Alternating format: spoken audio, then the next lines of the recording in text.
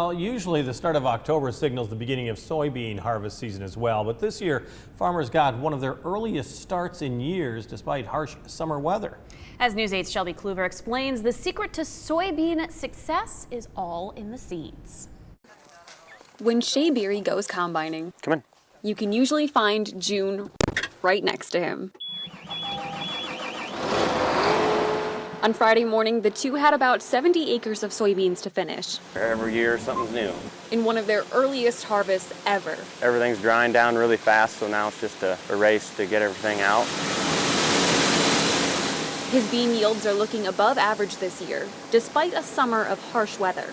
Corn and beans have been yielding way better than they have exponentially from when I was a young boy.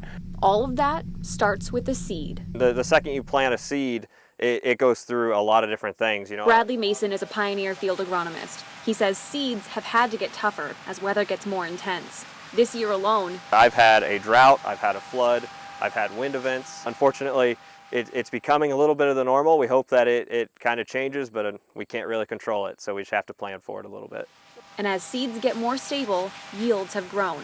With each pass of the combine, Shea and June are able to get more soybeans out of the same amount of land than 5 years ago. I think that's a huge thing, especially for guys planting earlier beans. They can, have some snow and frost on the ground and they can come out of it and then be all right. And after a September soybean harvest, I'm gonna just go down and then dump at the end. this work is almost done. In the middle of next week, we'll probably have everything that we got be cut and be switched back to corns. In Illinois City, Shelby Kluver, WQAD News 8. The U.S. Department of Agriculture estimates Illinois farmers are getting about 64 bushels of soybeans from every acre.